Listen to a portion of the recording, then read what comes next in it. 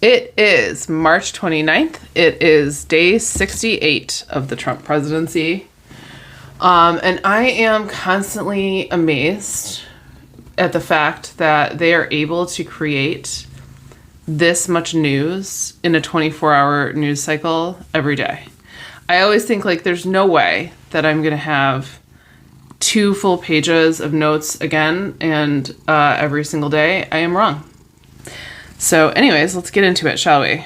An appeals court has refused to block the payments that Musk wants to make to those voters in Wisconsin, that $1 million to his voter sweepstakes. I mean, I'll say this. It's a smart way to draw an absolute shitload of attention to the fact that there is a Supreme Court race happening in Wisconsin right now.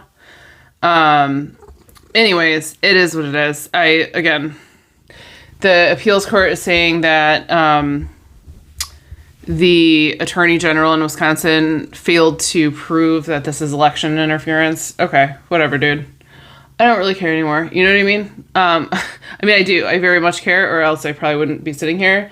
But also, I'm just not, I feel like everyone is going to, not everyone, lots of organizations and lots of people are going to continue to kowtow to this administration until some of the people at the top start to stumble to the degree that they can get picked off. And then I think that people will probably sort of like rush to abandon them.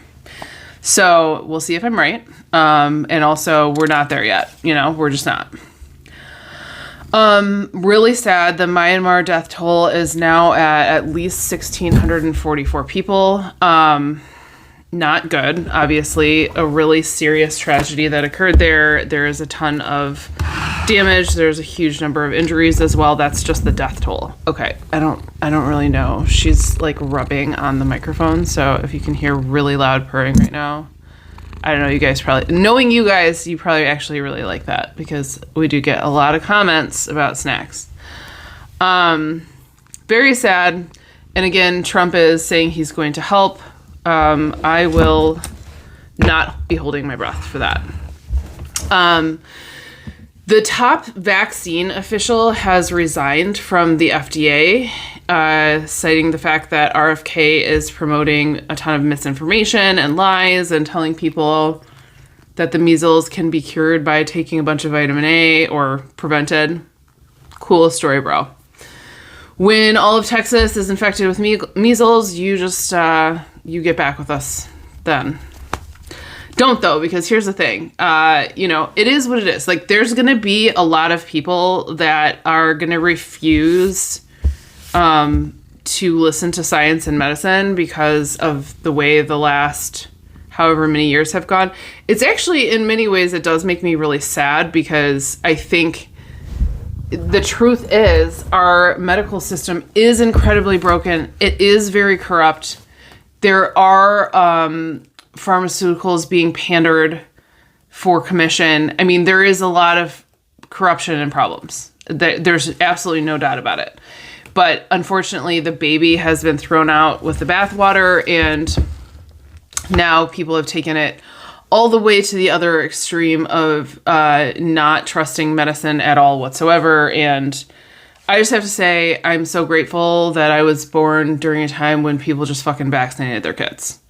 And in that is the way that I was raised, and that's the society that I was born into and raised in, because this America is unrecognizable and it's sad. And a lot of people are going to die. Moving on, Trump is trying to essentially whitewash the Smithsonian, which I might add has been an independent organization for 175 years. And he is saying that a lot of what they represent is anti-American ideology. And again, what does he mean by that? He means he wants this to be KKK country. I mean, literally. So he is in particular attacking and singling out the African American Museum of History and There is a women's history museum that's not even open yet. I don't know if it's like just being built or like if it's already built and in the process of getting ready to open. But he's going to be signaling those out to make sure that the information that's contained in those museums is appropriate. He said he doesn't want anything on display that separates Americans by race. And again, this is just like your abuser erasing the history of what they did. There's really no difference. There's no difference at all. And it's important. Here's the problem that these people have with the truth about history is that it leads to an unwinding of capitalism. It leads down a pathway where we end up realizing that we're still, that the working class has replaced the slaves in this country. And once you have that realization, they're fucked. And in fact, I think a lot of people are having that realization anyways, because our quality of life isn't high enough, you know? It's just not. People are not distracted enough. Not enough people are just sitting around buying shit anymore. Consumer confidence is down, right? And I think maybe when they say things like consumer confidence is down, they don't realize how much of that is intentional. I don't think they understand yet. Like, this is a movement. It's not like, oh, like Betty is scared to open her wallet. I mean, sure, some of that, but a lot of it is intentional. A lot of us are just not, we don't want to participate anymore. So we're battening down the hatches until some shit really changes. In any case, they're not going to be able to actually eliminate our history. And I think it's beyond embarrassing that I mean, where does the beyond embarrassing start and stop? I don't know. Everything he does is humiliating. Everything he does is, I mean, I don't internally associate myself with him in any way, but it's humiliating to the American brand, if you will. And, you know, we're going to be completely isolated. Our relationship with Canada is totally destroyed. I mean, our relationship with the world is destroyed in like 2 months. It's fucking impressive, man. It's been 68 days and he has, look at what he's done in 68 days. I'm sorry. Again, it's like borderline. Impressed is not the right word, but I don't have another word. What is the word that means like, wow, that's a lot, and also horrifying? Do we have a word that means that? I don't know. If we do, put it in the comments. So the vast majority of the employees at the U.S. Institute for Peace were fired on Friday. It's a small organization. It's only about 300 people. And it has a small budget. It's only $55 million. So that's literally barely a drop in the bucket in terms of our budget. But guess what that organization does? It promotes conflict resolution and peace across the globe. Here's the thing. It's not just that Trump doesn't give a shit about that. Trump is like hell-bent on getting us into 17 different wars. So why would he want an organization promoting peace? You know what I'm saying? Like, definitely he's over that. I included this, even though it's kind of a smaller story. 4 sheriffs committed suicide in a matter of 2 weeks in Houston. 3 of them were retired. I just think it's an important fact to draw attention to, that law enforcement officers are 54% more likely to die by suicide. I read this really incredible book called My Grandmother's Hands about police brutality and race and trauma, and how like we do not properly care for our law enforcement in this country, and it's causing serious problems. Like, they have horrible PTSD. They need to be in essentially ongoing PTSD treatment and therapy. And, you know, it's written, the book is written by a Black man with a PhD and his gentleness in the way he handles this extremely difficult issue is incredible. I can't recommend that book enough, and I'm not going to do it justice, but I just want to say that I know we have a lot of issues with our police force in this country, and I think that he's dead ass right that if we actually maintained proper care of those people and made it a requirement for them to regularly attend like EMDR therapy and other forms of therapy for PTSD, I bet you would see a lot less of that shit. For real. They're living in a hypervigilant state. And yes, it is an industry that also attracts psychopaths, etc. But I think it'd be a lot easier to pick those people out. And perhaps it would be like less bro-y if we taught these fucking dudes how to, and I know there's women too, but if we taught these people how to handle the emotions they're experiencing, because it's a lot. And not acknowledging that is not doing us any favors. So anyways, it's very sad to me. Then again, like, what isn't sad and fucking broken in America right now? Nothing. So Hamas has agreed to a proposal by Egypt for a ceasefire, wherein they want to give five of their remaining hostages back to Israel in exchange for a ceasefire, along with reopening of the humanitarian aid, because right now Israel has a blockade that they're not letting any food or medicine or anything in for Gaza. And Israel didn't agree to that, and they submitted a counter proposal. They're demanding, it's again, I just keep comparing it to Russia, because like they're like, no, give us everything we want or we're just going to keep killing you. And it also, if I understand why people want the hostages back, but if Hamas gives all the hostages back right now, they don't have anything else as leverage, and Israel's just gonna evaporate Gaza. Which they're doing it anyways. They keep killing their own hostages with bombs. So, anyways, horrible. No good news there to report at all whatsoever. So this is another story where I think it's important just to note this, because it is a thing that's happening, and we're going to have a pretty big elder care crisis coming up here anyways. But by the year 2060, the number of Americans that are living with dementia is expected to double to 1 million.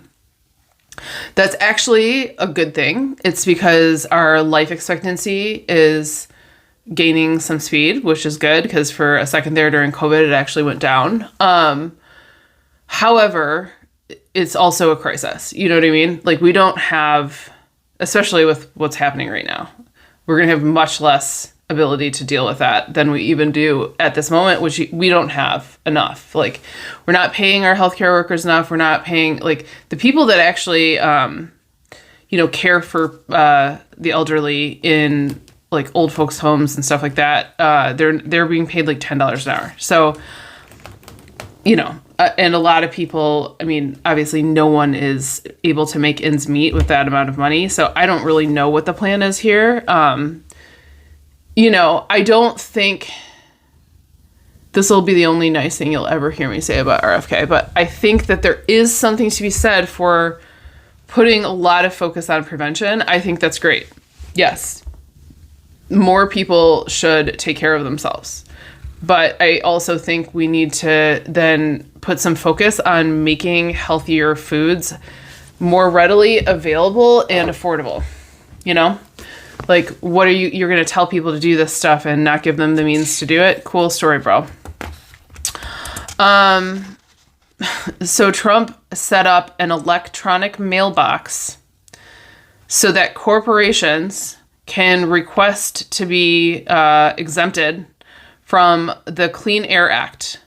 And that would allow them to begin releasing mercury into the air again, which causes brain damage and birth defects.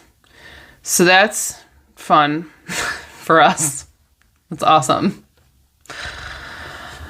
I don't know. I don't know why I feel like I should be... There's like certain things that make me incredibly sad, and then there's some things where like it's just so fucked up and evil that it just makes me laugh. Like what the only good in that is that those companies, then they don't have to pay to try to regulate this stuff. They don't have to carefully contain the poison that they're creating. Anyways, so almost every Senate Republican voted to lift. Biden had instituted a law that restricted bank overdraft fees to $5. And they just voted to lift that because fuck you. That's why. They don't care. It is funny. Again, a part of me really appreciates how, like, gloves off they're being. They're not doing anything to try to hide how fucking corrupt they are, how aggressively they're attacking the average American. They're making all these decisions that are horrible for their base, like veterans. Can't wait to tell you about that in a second. They don't even give a fuck. They're already in office. So they're like, what are you going to do about it? We've dismantled your voting system. It is a little bit funny because it's so psychotic and we're in deep shit, dude. I don't know what else to tell you. The Columbia University, the president of Columbia University has resigned. Yeah, duh. I think a lot of these people also, like the vaccine guy, again, everyone's having to make this decision. Everyone's having to go home, look themselves in the mirror and ask themselves, like, is your duty to stay more important than your duties to yourself as a human being? Just in terms of, like, dignity and respect and just being able to function. And then also, even if you stay, won't they just fire you anyways in a second, or won't they just make your life a living hell? And also, we really don't see what's going on behind the scenes with any of these people, like if they're being threatened or anything. Some of them say they are. Here we are. And a lot of these organizations, I'm hearing podcasters talking about, like, how are they just, like, they're just giving in, they're just kowtowing, they're whatever. But again, I think it's hard to put yourself in that position and to understand, like, we don't really know what's being said behind closed doors. And we don't know how much trouble these people are really in. And I don't know. I'm not saying that the right thing to do is to give in to Trump. Trust me, obviously. I'm also saying I understand how scared everyone is. So Doge is going to completely rebuild the platform that houses all of the Social Security Administration, like their code base, basically. And they're going to try to do it within the next couple of months. So it's going to completely break it. And again, it's not funny. But if you're on Social Security, like, I just want you to know, like, there's probably going to be payments missed. I don't think it's going to be to everyone. Well, I don't know. Let's be honest. I really don't know. What I do know for an absolute fact is that the project that they're taking on right now, not only is it incredibly expensive, the timeline that they're giving themselves, like, and the amount of data that they have to transfer and all that, I don't foresee it going well. And a lot of experts, like tech experts and stuff, are saying, like, there's no way that payments are not going to be missed. So I just want people to mentally prepare for that, because it's going to happen, and we don't, like, there's no way for you to, like, predetermine or, know ahead of time, like, who it's going to happen to. Anyways, just be warned. So I think this happened yesterday. Trump has canceled union contracts for like 820,000 people. Everyone in the American Federation of Government Employees. He is citing the Civil Service Reform Act of 1978, and he essentially ended their ability to belong to a union, saying that because of their role in national security, like, it just eliminates that right. They're suing, obviously. And guess what? 1/3 of the people that belong to that organization are veterans. So that's roughly almost like 300,000 people. I don't know. I'm just shrugging my shoulders because it's, I mean, there's a part of me that's like, yeah, go ahead and piss the veterans off and just like see what happens. Oh, shoot. I'm sorry. I didn't realize that Snacks had knocked that over like that.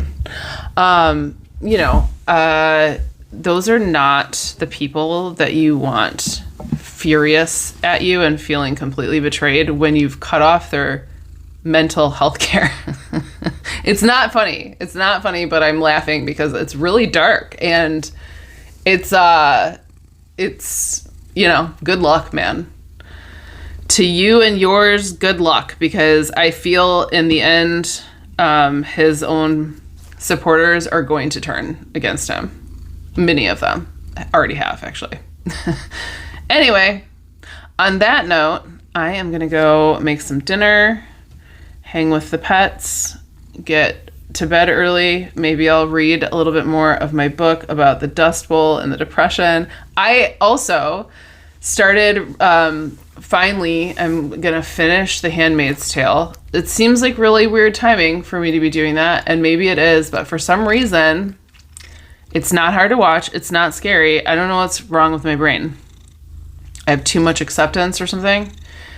I'm just like, yeah, this is a great show. I'm into it. It doesn't even feel like a threat, even though it's basically, we're like in the preliminary phase right now. I don't know. I'm crazy, don't do what I do, please. I will see you guys tomorrow. I hope you have a great Saturday night.